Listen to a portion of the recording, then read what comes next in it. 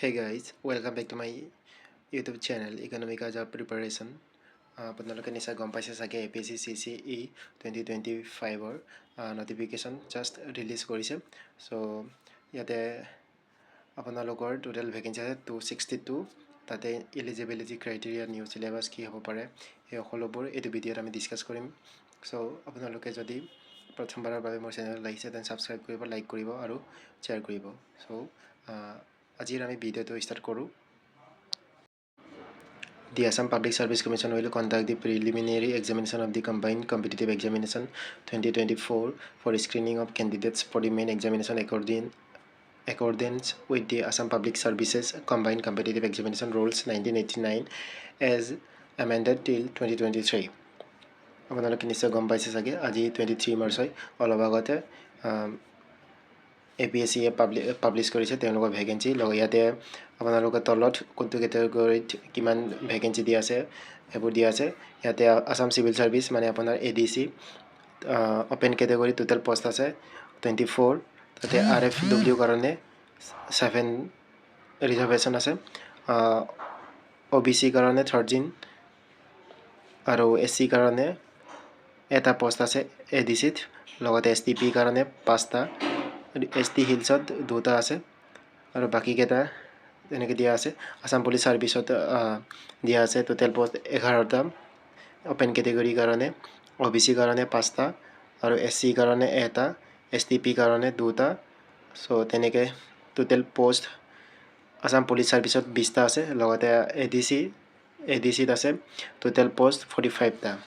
So বাকি কেটা পোষ্টত তলতে দিয়া আছে আপোনালোকে চাব পাৰিব ইয়াতে আপোনালোকে গম পাইছে চাগে নিশ্চয় ব্লক ডেভেলপমেণ্ট অফিচাৰত টোটাল পোষ্ট 9টা আছে আৰু কোনটো কেটেগৰীত কিমানটা পোষ্ট আছে হেতু আপোনালোকে নিজে এবাৰ চাই ল'ব আৰু তলতে আছে assistant manager AM assistant industries officer superintendent of industries তাতে টোটাল 23টা পোষ্ট আছে assistant registrar of cooperative societies এটো পোষ্টত টোটাল ভেকেন্সি আছে 2টা Assam Finance Service Junior Grade 2 ইয়াতে 26টা পোষ্ট আছে Assam Urban Administrative Service তাতে 5টা পোষ্ট আছে Assistant Research Officer Minorities Development Board এতুত এটা পোষ্ট আছে Inspector of Taxes 51টা পোষ্ট আছে Inspector of Labor 10টা পোষ্ট আছে Inspector of Excise total post আছে 19টা Assistant Employment Officer আছে 18টা post Sub Registrar আছে 13টা post Assam Audit Service 16টা post so তেনেকে total মিলাই 262টা post আছে তাতে তাৰে 51টা হৈছে reserved for women তাতে মহিলা কাৰণে 51টা post reserve আছে ইয়াতে important eligibility criteria বিষয়ে কোৱা হৈছে যে the candidates to ensure their eligibility for the examination all candidates male female transgender are requested to carefully read Assam Public Services Combined Competitive Examination Rules 1989 the Assam Public Service Commission Combined Competitive Examination Amendment Rules 2019 Assam Public Service Commission's Combined Competitive Examination Second Amendment Rule 2022 Assam Public Service Commission Combined Competitive Examination Amendment Rules 2022 Assam Public Service Commission's Combined Competitive Examination Amendment Rules 2023 notified by the Government of Assam personnel department available on the Commission's website on this advertisement of examination is derived from this rules. The candidate applying for the examination should ensure that the full eligibility conditions for admission to the examination, their admission to all the stages of examination will be purely provisional subject to satisfying the prescribed eligibility conditions. Mere issue of e-admission certificate to the candidates will not imply that her candidature has been finally declared by the Commission. The Commission takes up verification of eligibility conditions with reference to original documents only after the candidate has qualified for the interview personality test. ইয়াতে তেওঁলোকে কোৱা হৈছে যে candidates কেটাৰ মানে তেওঁলোকে eligibility criteria কি লাগিব documents কেটা valid হয় না এইবোৰ সকলোবোৰ ভালদৰে চোৱা থাকিব যদি আপোনাৰ ডকুমেন্ট সাবমিট কৰাৰ পিছতো আপোনাৰ জাস্ট এটো প্ৰভিজনাল হ'ব যদি আপুনি পিছত ডকুমেণ্ট যদি ভালদৰে ছাবমিট কৰিব নোৱাৰে বা আপোনাৰ ভেলিড যদি প্ৰুফ দিব নোৱাৰে তেনে আপোনাৰ জবটো দিয়া নহ'ব চ' নেক্সটলৈকে আহোঁ Center for the Preliminary Examinations. The Centers for the Combined Competitive Preliminary Examination are ইয়াতে তলত আপোনালোকৰ য'ত চেণ্টাৰ হ'ব সেইবোৰ দিয়া আছে প্ৰায় আপোনালোকৰ নিজৰ ডিষ্ট্ৰিক্টতে পৰিব চাগে depending upon the number of candidates against the centres shown above আৰু the combined competitive main examination will be held in Guwahati centre only আৰু আপোনালোকে নিশ্চয় গম পাই চাগে মেইনছ এক্সামটো অকল গুৱাহাটীতে হ'ব the exact dates for preliminary and main examination respectively will be notified in due course. আপোনালোকৰ প্ৰিলিমিনেৰী আৰু মেইনছ এক্সামিনেশ্যনৰ কাৰণে ডেটটো পিছত তেওঁলোকে জনাই দিব APSC অফিচিয়েল ৱেবছাইটত the centres and the date for conducting the examination may however be changed by the commission at its discretion owing to unforeseen exigencies. A candidate admitted to the examination will be informed of the timetable and place or places of examination. The candidate should note that no request for change of center will be entertained. ইয়াতে আপোনালোকক কোৱা আছে যে তেওঁলোকে mains এক্সামিনেশ্যনৰ কাৰণে বা preliminary এক্সামিনেশ্যনৰ কাৰণে আপোনালোকক মেইন একজেক্টলি যেতিয়া ডেট হ'ব তাৰ কেইদিনমান আগতে আপোনালোকক জনাই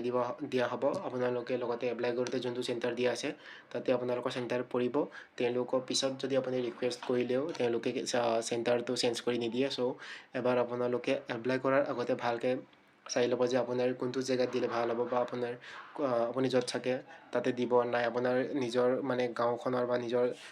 পাৰ্মানেণ্ট ৰেচিডেণ্টত আপুনি দিবনে সেইটো চাই ভালকৈ চেণ্টাৰটো দিব লগতে the tentative date for preliminary examination is 1 June 2025 আৰু তেওঁলোকে প্ৰিলিমিনেৰী এক্সামিনেশ্যনৰ ডেটটো দিছে 1 Juneত এইটো 1 June ছানডে 2025 হ'ব ইয়াতে pay scale admissible for each cadre post ইয়াতে আপোনালোকৰ নেম অফ দি পষ্ট আৰু scale of pay other allowances ইয়াতে ADCত আপোনালোকৰ পে'মেণ্টটো 4 হয় পে স্কেলটো 30,000ৰ পৰা ষ্টাৰ্ট হ'ব লগতে 30,000 to 1,10,000 লৈকে গ্ৰেড পে'টো 13,300 ঠিক একেদৰে আছাম পুলিচ ছাৰ্ভিচত পে'মেণ্ট 4 হয় তাতো আপোনালোকৰ পে স্কেলটো 30,000ৰ পৰা 1,10,000 লৈকে আৰু গ্ৰেড পে'টো হৈছে আপোনালোকৰ 13,300 চ' বাকীকেইটা পষ্টৰ কাৰণেও তেনেকৈ পে স্কেল কিমান পে'মেণ্ট কিমান হয় গ্ৰেড পে'টো কিমান হয় আপোনালোকে নিজে এবাৰ চেক কৰি ল'ব আমি নেক্সট বেলেগ এটা ভিডিঅ'ত আমি পে স্কেল কিমান পে'মেণ্ট 4 কিমানকৈ চেলেৰি আহিব লগতে গ্ৰেড পে'টো ইমান যদি 13,300 যদি হয় তেতিয়া আপোনাৰ টোটেল মান্থলি কিমান আহিব পাৰে সেইবোৰ সকলোবোৰ আমি বেলেগ এটা ভিডিঅ' ডিছকাশ্যন কৰিম চ' আপোনালোকে লাইক কৰিব ছাবস্ক্ৰাইব কৰিব যাতে আপোনাৰ সেই ভিডিঅ'বোৰ চাব পৰাকৈ নেক্সট আৰু ইয়াতে দিয়া হৈছে যে the applicants are advise to submit a single application only however if due to any unavoidable situation she submits multiple applications then the last application submitted by the candidate will be considered for candidature therefore the candidates are requested to ensure that the entries in last application are correct in all respect the fees paid against one application number shall not be adjusted against any other application number ইয়াতে তেওঁলোকে কোৱা হৈছে যে আপোনালোকৰ অকল এটা application কৰিব যদি আপোনালোকৰ দুটা তিনিটা হৈ যায় এপ্লিকেশ্যন তেতিয়া আপোনালোকৰ লাষ্টত আপুনি যোনটো এপ্লিকেশ্যন এপ্লাই ছাবমিট কৰিছে সেইখনে আপোনালোকৰ তেওঁলোকে ধৰিব যে এইখন আপোনালোকৰ ফাইনেল ছাবমিট কৰাটো হয় বুলি লগতে আপোনালোকৰ বেলেগ এটা দুটা তিনিটা কৰি পিনি এটাত যদি পে'মেণ্ট কৰে সেইটো কাৰণে যদি বাকীটো হয় বুলি ভাবে তেতিয়া তেনেকৈ নহ'ব আপোনাৰ লাষ্ট যোনটো আপুনি ছাবমিট কৰিছে সেইটোৰে পে'মেণ্ট কৰিব লাগিব তেতিয়াহে আপোনালোকৰ সেইটো ফাইনেল ছাবমিশ্যন বুলি তেওঁলোকে ধৰিব চ' আৰু আপোনালোকৰ ফিজ ফৰ প্ৰিলিমিনেৰী এক্সামিনেশ্যন আপোনালোকৰ কোনটো কেটেগৰী কিমান ফিজ আছে ইয়াতে দিয়া আছে আপোনাৰ জেনেৰেল কেটেগৰী হ'লে 250 আৰু GST লগাই 297.20 হ'ব OBC হ'লে 197.20 হ'ব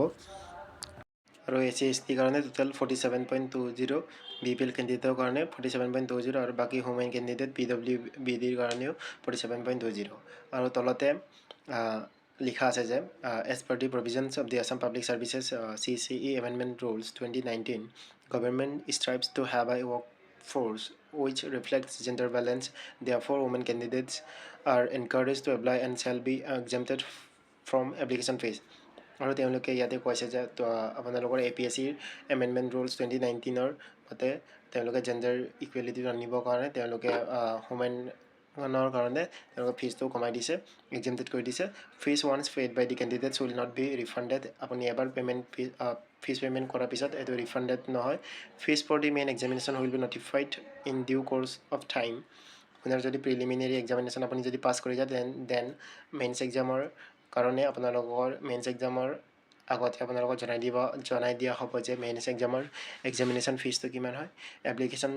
shell be summarily rejected if the prescribe fees is not deposited. Please refer instruction for submission of online application form at appendix 1। আপোনালোকৰ যদি এপ্লিকেশ্যনটো যদি আপোনালোক কমপ্লিট কৰাৰ পিছত যদি আপোনালোকে পে'মেণ্ট নকৰে দেন আপোনালোকৰ এপ্লিকেশ্যনটো ৰিজেক্টেড হৈ যাব। চ' আপোনালোকে চাই ল'ব যে আপোনালোকৰ পে'মেণ্টটো হৈছেনে নাই, লগতে পে'মেণ্ট কৰা টাইমত যাতে আপোনালোকৰ চাৰ্ভাৰ খেলি মেলি নহয়। চ' এইবোৰ সকলোবোৰ চাই ল'ব, নহ'লেও আপোনালোকৰ তাতে APSC যোনটো হেল্পলাইন নাম্বাৰ দিয়া থাকে সেইবোৰতো আপোনালোকে কণ্টেক্ট কৰি ল'ব। এতিয়া আহিছোঁ আমি eligibility. Nationality the candidate must be an Indian citizen. আপোনাৰ নাগৰিকত্বটো ভাৰতীয় হ'ব লাগিব। আৰু বয়সটো the candidate should not be less than 21 years and more than 38 years of age on 1 তাৰিখ 1 মাহ 2024।